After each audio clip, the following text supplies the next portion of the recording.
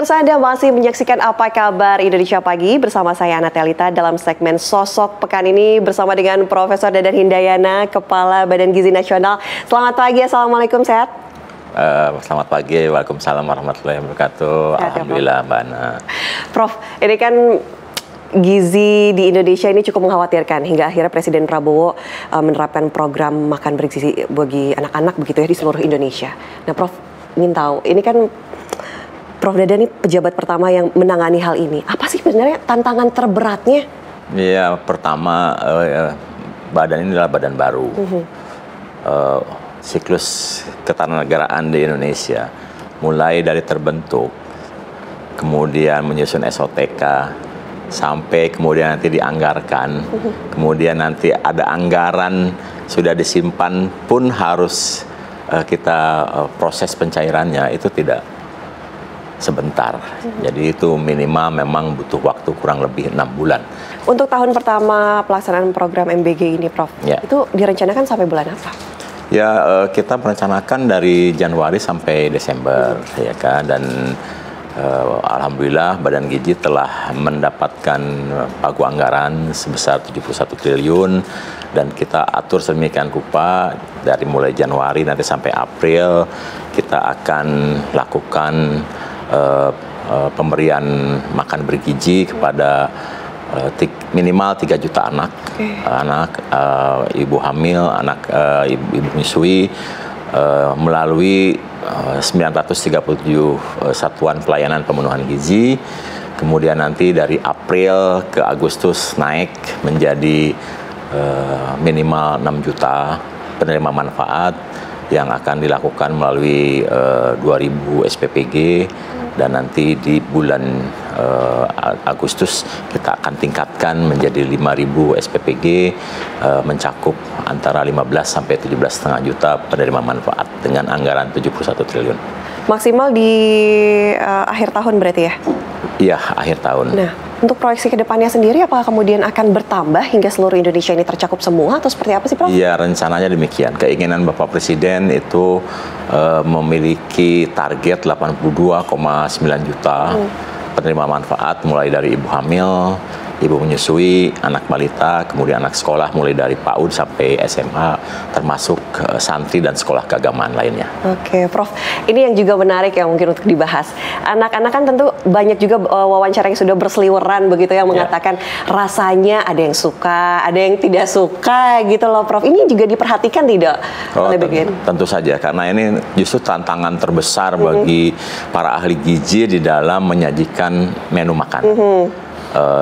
Jangankan untuk 3.000 selera ya, untuk 4 orang di rumah saja seleranya beda-beda. Nah ini sarjana gizi ini harus mengemas sedemikian rupa makanan dengan komposisi gizi yang seimbang, mulai dari karbohidrat, protein, serat, mineral, dan buah dan lain-lain termasuk susu. Itu harus disukai oleh 3.000 orang dengan selera yang berbeda-beda. Dan ini adalah tantangan yang terbesar. Oleh sebab itu, Badan Gizi betul-betul mewajibkan di setiap satuan pelayanan pemenuhan gizi ada 1 ahli gizi. Oke, ini kan ada tersebar kalau nggak salah 190 ya sekarang di sementara ini seluruh provinsi ya, satuan pelayanan ini. 26 provinsi. 26 provinsi ada 190 ya, Prof ya. Nah, itu yang kelola siapa? Jadi nanti batas-batasnya atau standarnya seperti apa begitu, itu gimana tuh, Prof? Seluruh satuan pelayanan pemenuhan gizi yang mengelola adalah Badan Gizi.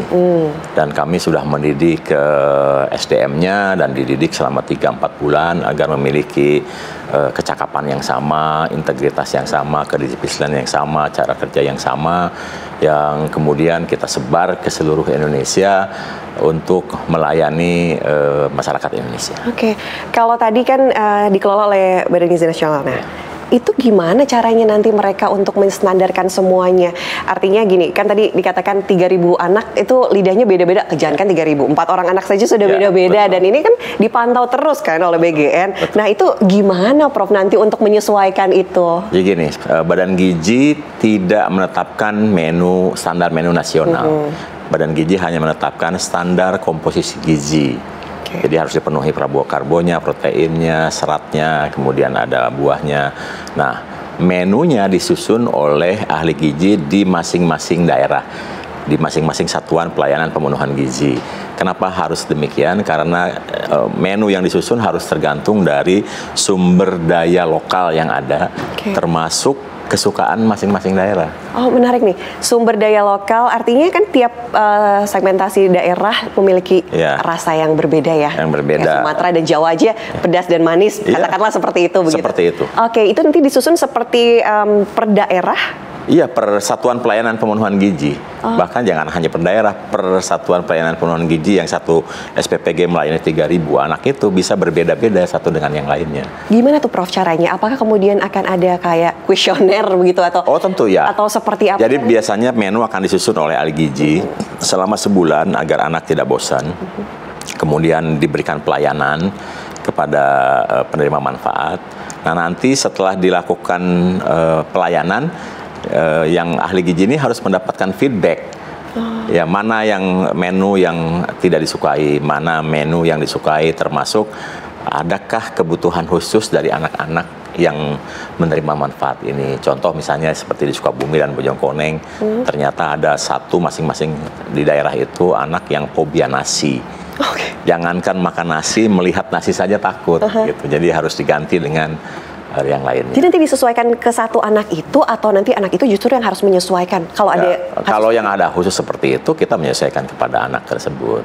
Kalau yang lain-lain yang tidak ada kekhasan, ya mereka menyesuaikan diri dengan menu yang dibuat dan menu yang dibuat ini sedapat mungkin diterima oleh sebagian besar lah, kalau tidak oleh seluruhnya. Menarik nih Prof. Kalau misalnya kita berbicara mengenai kalori yang harus diterima oleh anak untuk mencegah stunting begitu ya, katakanlah 500 sampai 700 kalau tidak salah, betul ya? Ya, betul. Kalorinya, kemudian protein hewani, nabati ini kah? Gimana pembagiannya itu Prof? Apakah kemudian bisa memenuhi semuanya? Ya, kita sesuaikan dengan masing-masing tahap perkembangan anak. Makanya contoh di Warung Kiara, karena kami asal muasal dari sana, ketika mengirim makanan, maka setiap makanan yang sudah dikemas itu dikasih rapia dengan warna yang berbeda. Putih misalnya untuk anak PAUD sampai anak SD kelas 2, kemudian kuning untuk anak SD, kemudian hijau untuk anak SMP dan SMA. Nah, warna ini memberi makna ketika dibawa ini jangan sampai tertukar, karena yang diberikan untuk anak SMA kalorinya kan lebih banyak. Itu sekitar 600 sampai 700. Kalau diberikan ke anak PAUD, pasti makanan itu tidak habis. Tapi komposisi gizinya hampir sama, meskipun nanti yang untuk anak SMA karbohidratnya lebih banyak karena dia butuh tenaga lebih besar gitu. Kalau sampai anak tersebut makanannya tidak habis, itu gimana tuh Prof? Apakah kemudian akan diganti atau nanti malah akan disesuaikan atau seperti? Kita evaluasi kenapa tidak habisnya. Apakah karena terlalu banyak atau karena rasanya tidak sesuai, makanya evaluasi rutin selalu dilakukan. Dari 15.000 dipotong menjadi 10.000. Nah, bisakah mencukupi kebutuhan gizi untuk mencegah stunting di Indonesia? Tapi nanti ya Prof dijawab. Sesaat lagi pemirsa, masih di Apa Kabar Indonesia Pagi, sosok pekan ini untuk Anda.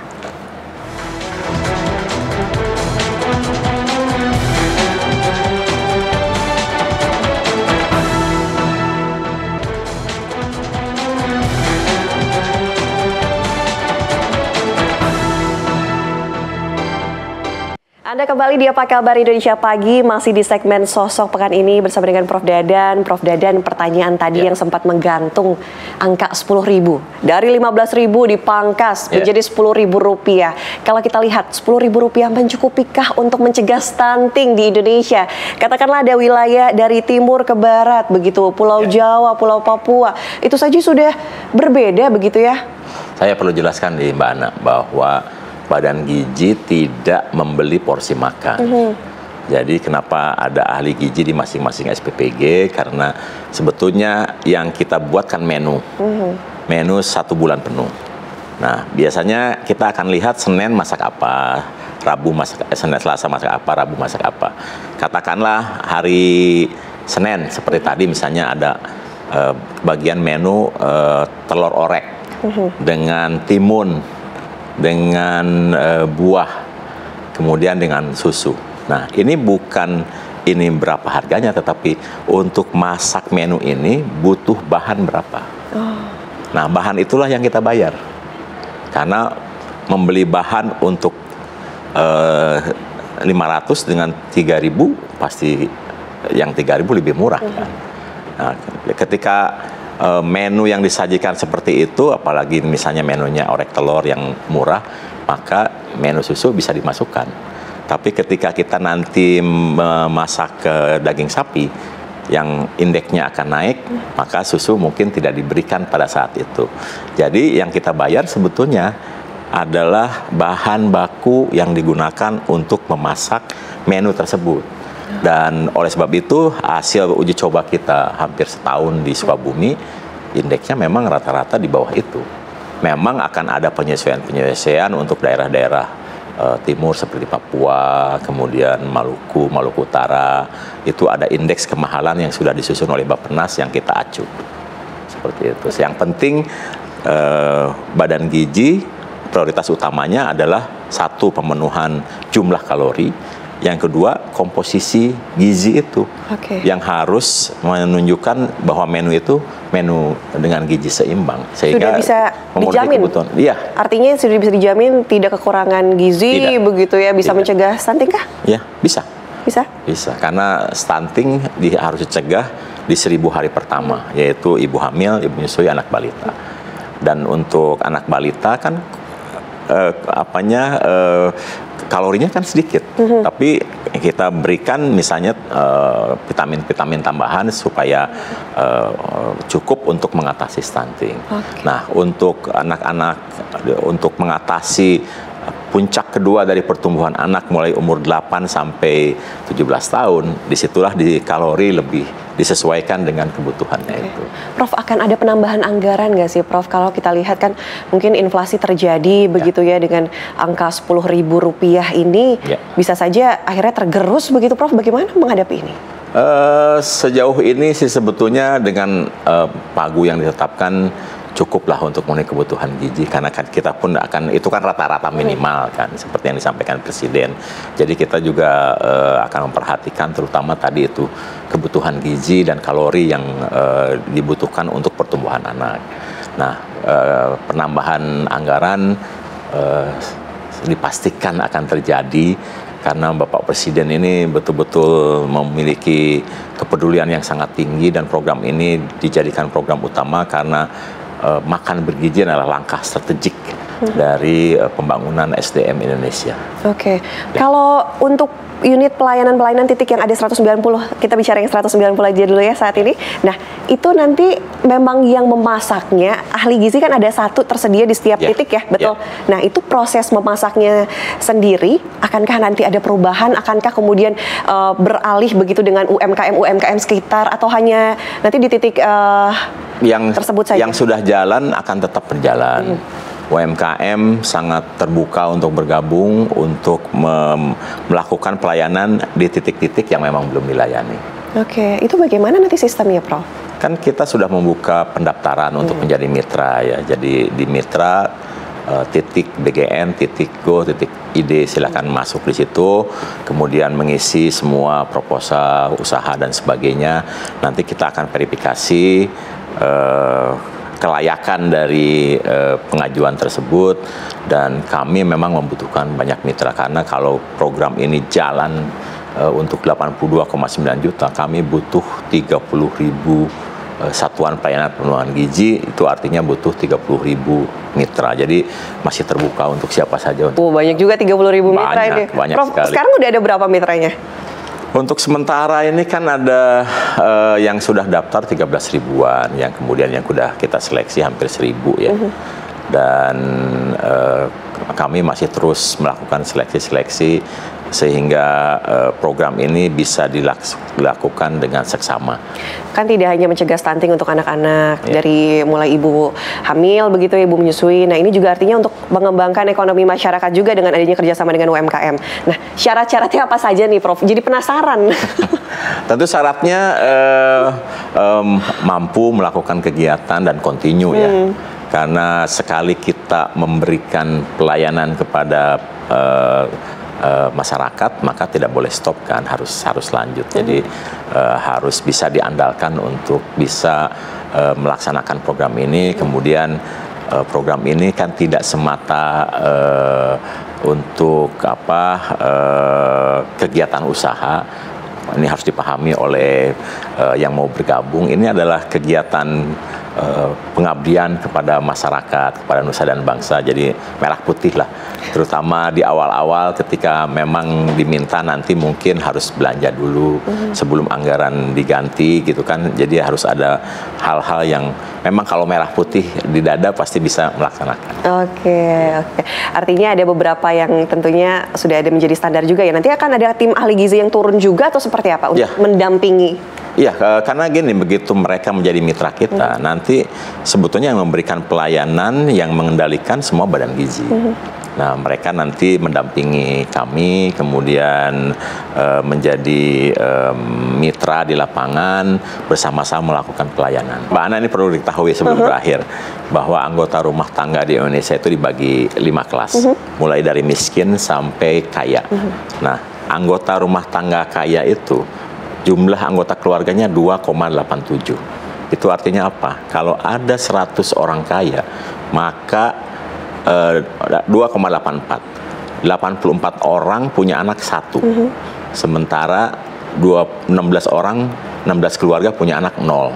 Artinya pertumbuhan penduduk di orang kaya kalau tidak ada pergeseran dari kelas menengah ke atas, ini declining. Sementara di keluarga miskin, anggota keluarganya 4,78. Artinya kalau ada 100 orang miskin, maka 78 keluarga anaknya 3. 22 keluarga anaknya 2. Jadi pertambahan penduduk Indonesia kan 6 per menit atau 3 juta per tahun. Sehingga pada tahun 2045 itu masih akan bertambah 42 juta mencapai 324. Mbak Ana dengan data itu bisa memperkirakan bahwa pertumbuhan penduduk Indonesia akanlah lahir dari keluarga yang kelas miskin. Jadi miskin melahirkan miskin, miskin melahirkan miskin. Itu yang disebut dengan kemiskinan terstruktur. Jadi tidak heran kalau di wilayah-wilayah uji coba kami yang melayani itu 60% anak tidak pernah melihat makanan dengan komposisi gizi seimbang. 60% anak itu tidak pernah minum susu bukan karena laktose intoleran, tetapi karena tidak mampu beli susu. Nah, disinilah kenapa Pak Presiden menyebut sebagai langkah strategik, karena kita sedang mengatasi generasi yang banyak lahir dari keluarga miskin. Untuk memutus itu ya? Memutus itu. Jangan lihat yang di Jakarta, yang itu hanya sekian persen saja. Tentunya kita doakan Indonesia emas tercapai ya. Demikian, kenapa ini penting sekali. Terima kasih Prof. Dadan sudah bergabung sama kami di Apa Kabar Indonesia Pagi. Dan pemirsa, kami masih akan kembali sesaat lagi untuk Anda. Tetaplah bersama kami.